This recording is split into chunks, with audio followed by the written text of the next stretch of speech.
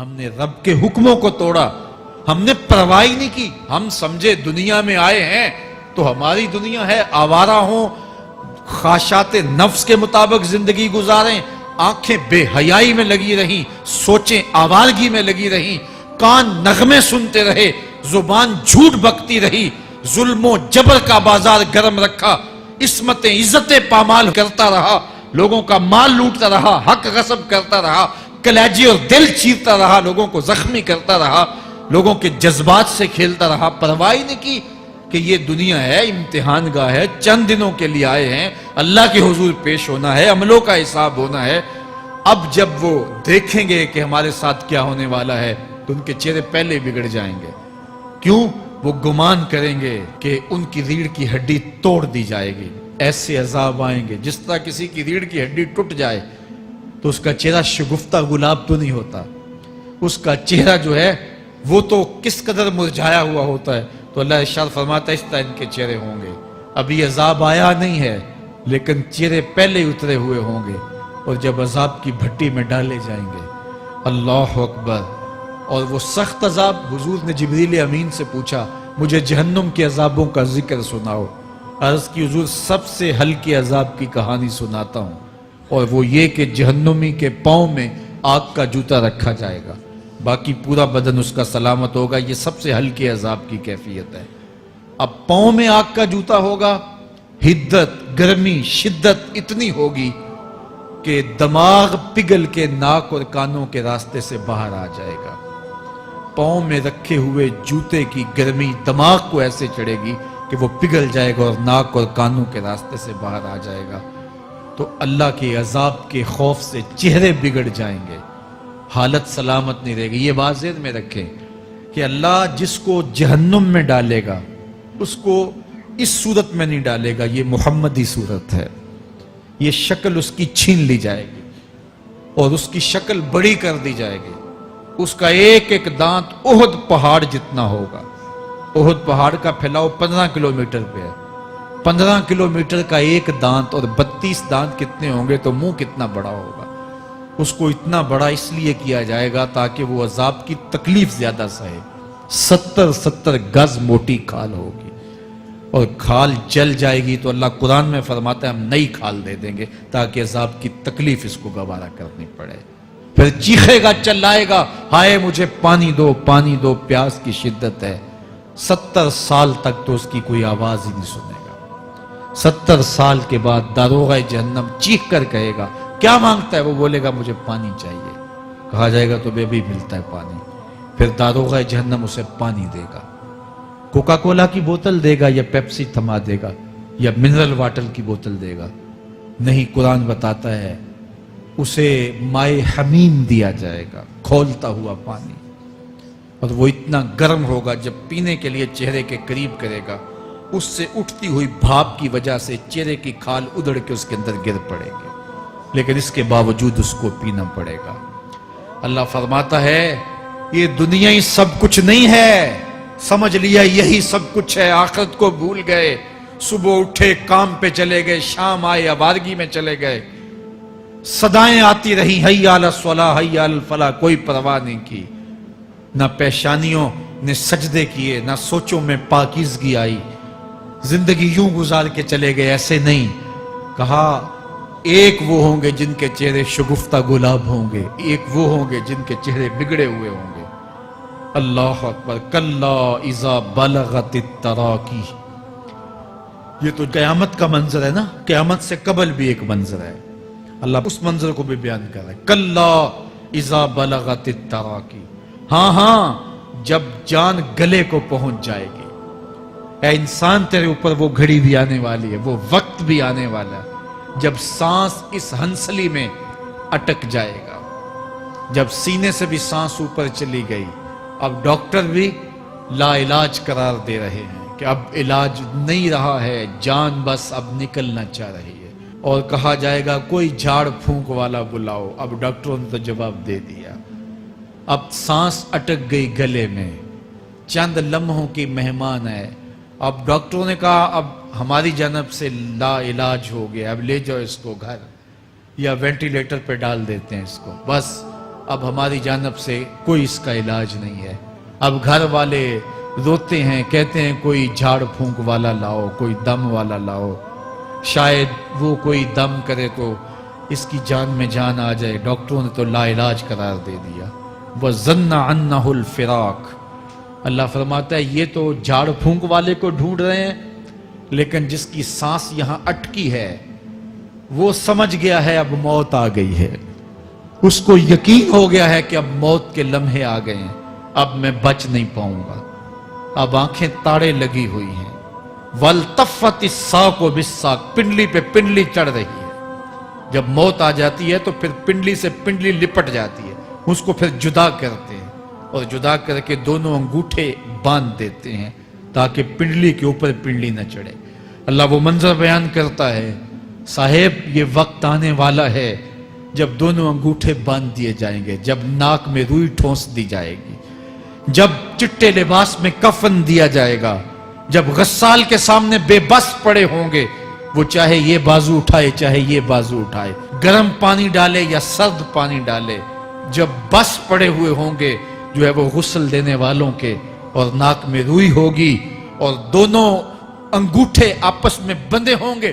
یہ محل, یہ ماڑی, یہ کوٹھیاں, یہ بنگلے جس کو سویر شام لگ کے حلال حرام کی تمیز کیے بغیر بنایا تھا, غوث اعظم رضی اللہ تعالیٰ عنہ بولے مکان بنا رہا ہے, بسیں گے اور حساب تو جا کے دے گا. اور یہ تو ایک رات بھی تجھے اس گھر کے اندر نہیں رکھیں گے کہ چلو ایک رات مہمان رکھ لیں. کہتے ہیں نہیں نہیں, مہمانوں نے بھی جانا ہے تو جلدی کرو, اس کو سپرد کراؤ. وہ تو تیرا لباس بھی پھاڑ کے اتاریں گے, خود غسل دینے کے لیے تیار بھی نہیں ہے. تجھ سے خوف آنے لگا ہے, جاندی واری ڈرونا بنے ہوتے, ہاتھ نہ لاندے ڈر دے, جنہ لئی تو پاپ کمائے اج کتھے نہیں تیرے کر دے. آج تو وہ تیرے ساتھ تجھے غسل دینے کے لیے آمادہ نہیں ہے. وَالْتَفَّتِ السَّاقُ بِالسَّاقِ. جب پنڈلی پہ پنڈلی چڑھنے لگ جائے گی, إِلَىٰ رَبِّكَ يَوْمَئِذٍ الْمَسَاقُ. اس دن تیرے رب کی طرف ہی لوٹ کے جانا ہے. فَلَا صَدَّقَ وَلَا صَلَّىٰ. اس نے نہ تو سچ مانا اور نہ نماز پڑھی. وَلَٰكِنْ كَذَّبَ وَتَوَلَّىٰ. ہاں جھٹلایا اور منہ پھیر کے چل پڑا. ثُمَّ ذَهَبَ إِلَىٰ أَهْلِهِ يَتَمَطَّىٰ. پھر اپنے گھر کو اکڑتا ہوا چلا. اولا لک فاولا ثم اولا لک فاولا. تیری خرابی آ پہنچی, ہاں تیری خرابی آ پہنچی. ایحسب الانسان ان یترک سدی. انسان دنیا میں یہ گمان کرتا ہے اس کو سدا چھوڑ دیا جائے گا. سدا عربی میں ایسے اونٹ کو کہتے ہیں جس کی مہار کسی کے ہاتھ میں نہ ہو. شترے بے مہار, جہاں مرضی جس گھاٹ سے چاہے پانی پیے, جہاں سے مرضی چارہ لے, تو شترے بے مہار کو کہتے ہیں سدا. تو یہ انسان بھی گمان کرتا ہے کہ میں بھی سدا ہوں, مجھے کوئی کیوں پوچھے, میرے جذبات پہ کوئی کیوں قدغن لگائے, مجھے کیوں روکے کوئی. بالخصوص جوانی کے ایام کے اندر جوان کو بڑا ہوتا ہے کہ کوئی مجھے کیوں, وہ تو ماں باپ کے کہنے میں بھی نہیں آنا چاہتا. وہ کہتا ہے کیوں مجھے روکتے ہیں, میری جوانی ہے, میرے جذبات ہیں, مجھے آزادی سے جینے دو, کیوں میرے راستے میں رکاوٹ بنتے ہو, میں سدا ہوں. اللہ فرماتا ہے نہیں, ایک اونٹ تو سدا ہو سکتا ہے, جس کو میں نے اشرف المخلوقات بنایا ہے اس کو تو سدا نہیں چھوڑوں گا, اس کو تو پابند بناؤں گا حکام کا. اب وہ کہتا ہے کہ نہیں نہیں, یہ کیسے دوبارہ اٹھائے جائیں گے. اب دوبارہ وہی بات پھر آ گئی. الم یکن نطفۃ من منی یمنی. اللہ فرماتا ہے ایک بوند تھی نا, پانی کا ایک قطرہ تھا جو رحم مادر میں رکھا گیا. ثم کان علقہ, پھر وہ پانی کا قطرہ لوتھڑا بنا. فخلق فسوی, پھر اللہ نے اسے پیدا فرمایا اور پھر ٹھیک ہموار کیا. فجعل منہ الزوجین الذکر والانثی, پھر اس سے وہ جوڑ بنائے, کوئی مرد بنایا کوئی عورت بنائی. کہا اب غور کر, اب تیری آنکھیں دیکھتی ہیں, بجلیاں چمکتی ہیں, تیری زبان کا طوطی بولتا ہے, لوگ اشش کرتے ہیں تیری گفتگو پہ, تیری گفتار پہ صدقے جاتے ہیں, تیرے لہجے کے جمال کو دیکھتے ہیں, تیرے سینے کا زور, تیرے پنجوں کی طاقت, تیری دماغ کی تیزیاں اور تیری سوچوں کے اجالے, تیری زوردار ٹانگیں, تیرے کڑیل بازو اور تیری چوڑی چھاتی, اور تیرے گلاب کی پتیوں جیسے ہونٹ، اے انسان یہ سب کچھ کہاں تراشا گیا؟ ماں کے رحم میں، اس تاریکی میں جو 3 پردوں میں تھی، تیرا سر تیرے گھٹنوں میں تھا، اور تیرے رب نے وہاں تیرے اندر نسوانیت یا رجولیت کی صلاحیتیں پیدا کی، تیری آنکھوں میں چمک پیدا کی، تیرے کانوں میں نغمے بکھیرے، تیری زبان کے پٹھوں پہ قوت ذائقہ رکھی، تجھے بولنے کی صلاحیت دی، تیرے پنجوں میں زور رکھا۔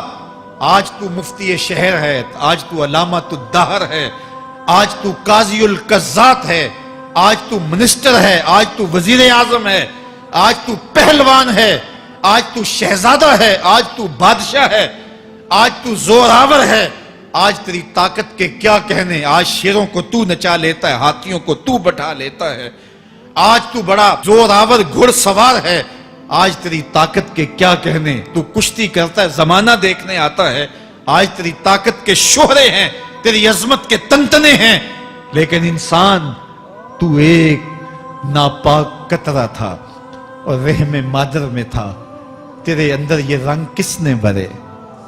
تیرے کانوں میں نغمے کس نے رکھے؟ تجھے دماغ کی قوتیں کس نے دی؟ زبان کو بولنا کس نے سکھایا؟ آنکھوں میں توانائیاں کس نے رکھی؟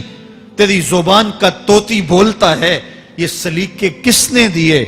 پھر اللہ فرمایا، کتنا زوردار بیان ہے، الیس ذالک بقادر علی ان یحیی الموتى، جو ماں کے پیٹ میں ایک نطفے کو ایک خوبصورت انسان بنا سکتا ہے، ہڈیوں کو جوڑ کے دوبارہ انسان نہیں بنا سکتا؟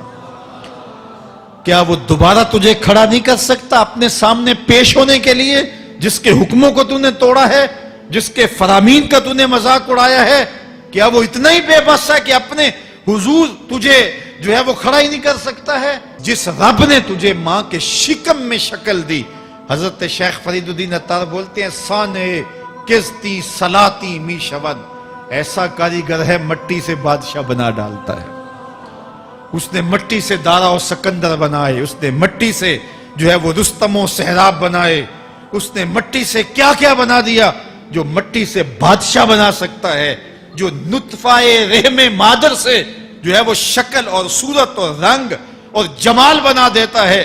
تیری صورت نکھرتی ہے، تیرے ہونٹ گلابی ہیں، اور تیری نرگسی آنکھیں ہیں، تیرے ریشمی بال ہیں، اور تیری خوبصورت رنگت ہے، تو چال چلتا ہے تو لگتا ہے قیامت چل رہی ہے، تیرا قد رانا جو ہے وہ صنوبر کو شرماتا ہے، تیری گفتار کے تنتنے ہیں۔ جس نے اتنی خوبصورت شکل ماں کے رحم میں بنائی، کیا وہ ہڈیوں کو جوڑ کے دوبارہ انسان نہیں بنا سکتا؟ وہ دوبارہ انسان بنائے گا اور پھر تجھے اپنے حضور کھڑا کرے گا۔ اور ایک حدیث میں آتا ہے، اللہ بندے کو اپنے حضور کھڑا کرنے کے بعد اپنے سامنے سے ہٹنے نہیں دے گا جب تک 5 سوال نہیں پوچھ لے گا۔ ان عمرہ ہی فیما افنا ہو، اس کی عمر کے بارے میں پوچھے گا، کہاں ضائع کی؟ میں نے تجھے زندگی دی، 60 سال 70 سال 40 سال 50 سال، اس زندگی کو کہاں گزار کے آیا ہے؟ ان شبابہ فیما ابلا ہو، اس کی جوانی کے بارے میں پوچھا جائے گا، جوانی کہاں گزار کے آیا ہے؟ مجنوں تو نہیں بنا رہا، خواہشات کا اسیر تو نہیں ہو گیا، دیوانوں کی طرح زندگی تو نہیں گزار کے آ گیا؟ تیری جوانی کسی چوک میں تو نہیں گزری، تیری جوانی آوارگی میں تو نہیں گزری، ساری رات سوشل میڈیا کے اوپر گندگی اور غلاظتیں تو نہیں دیکھتا رہا؟ تیری زندگی گزری کہاں ہے؟ تیری جوانی گزری کہاں ہے؟ اگر کوئی جواب نہ ہوا تو پھر کیا جواب دے گا؟ اور وہ کتنا خوش نصیب ہوگا جو کہے گا، مالک میری جوانی سجدوں میں گزری، میری جوانی قیام میں گزری، میری جوانی رکوع میں گزری۔ میرے حضور فرماتے ہیں، سبعۃ یظلھم اللہ فی ظلہ یوم لا ظل الا ظلہ، 7 اشخاص ایسے ہیں قیامت کے دن جب کوئی سایہ نہیں ہوگا، اللہ ان 7 کو اپنے عرش کا سایہ دے گا۔ ان میں سے دوسرا شخص میرے حضور نے بیان فرمایا، وَشَابٌ نَشَأَ فِي عِبَادَةِ اللَّهِ، وہ جوان جس کی جوانی اللہ کی عبادت میں گزرے۔ جوانوں، اپنی زندگی کو مالک کی دہلیز پہ لے آؤ۔ جوانی وہی ہے جو مالک کی چوکھٹ پہ گزرے۔ اپنے دل کا تعلق جوڑو، عشق کرنا ہے تو پھر آمنہ کے لال سے کرو۔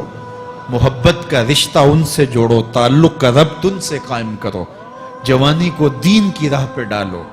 اللہ اکبر۔ سنو میرے حضور کا فرمان، آنا حبیب اللہ، میں اللہ کا حبیب ہوں۔ پھر فرمایا الشاب التائب حبیب اللہ، جو جوان جوانی میں توبہ کرے وہ بھی اللہ کا حبیب ہے۔ آؤ اللہ کے حبیب بن جاؤ، اللہ کے حبیب بن جاؤ، اللہ کے حبیب بن جاؤ، اللہ کے محبوب بن جاؤ۔ لیلۃ القدر کی گھڑیاں ہیں، رات کا پچھلا پہر ہے، اللہ کے حضور یہ عہد کر کے اٹھو، مالک جو زندگی گزر گئی، آئندہ جوانی کا ایک ایک لمحہ تیرے لیے گزرے گا، جیوں گا تو تیرے لیے، مروں گا تو تیرے لیے، میری ایک ایک سانس تیرے نام وقف ہوئی، میری زندگی کی ایک ایک ساتھ تیرے نام وقف ہوئی، میں اپنا سب کچھ تیرے لیے پیش کرتا ہوں۔ میری زندگی کا مالک بھی تو ہے، میری موت و حیات کا خالق اور مالک بھی تو ہے، یہ زندگی تو نے دی، تیری امانت ہے، تیرے حضور ہی پیش کرتا ہوں۔ اور لیلۃ القدر کی گھڑیوں میں اس عزم کے ساتھ گھروں کو لوٹو کہ اللہ میری زندگی کا ایک ایک لمحہ تیرے نام ہوا، آنے والے موسم تیرے نام ہوئے، میری جوانی تیرے نام ہوئی، میرے آنسو تیرے نام ہوئے، میری پیشانی تیرے نام ہوئی، میرے دل کی دھڑکن تیرے نام ہوئی، میری صلاحیتیں تیرے نام ہوئی، میری زبان بولے گی تو تیری تسبیح بولے گی، تیرے ذکر کے ترانے پڑے گی، میرے کان سنیں گے تو قرآن کے نغمے سنیں گے، میری آنکھیں دیکھیں گی تو مالک تیری قدرت کی نشانیاں دیکھیں گی، تیرے رسول کا روضہ دیکھیں گی، تیرا کعبہ دیکھیں گی۔ مالک میری زبان سچائی کے نور سے مالا مال ہوگی اور میں ساری زندگی تیرے نام کرتا ہوں۔ اور جب آپ اپنی ساری زندگی اللہ کے نام کر دیں گے تو پھر وہ پوری کائنات تمہارے نام کر دے گا۔ کی محمد سے وفا تو نے تو ہم تیرے ہیں، یہ جہاں چیز ہے کیا لوح و قلم تیرے ہیں۔ اللہ آپ سب کو اپنی پناہ میں، امان میں اور حفاظتوں کے حصار میں رکھے۔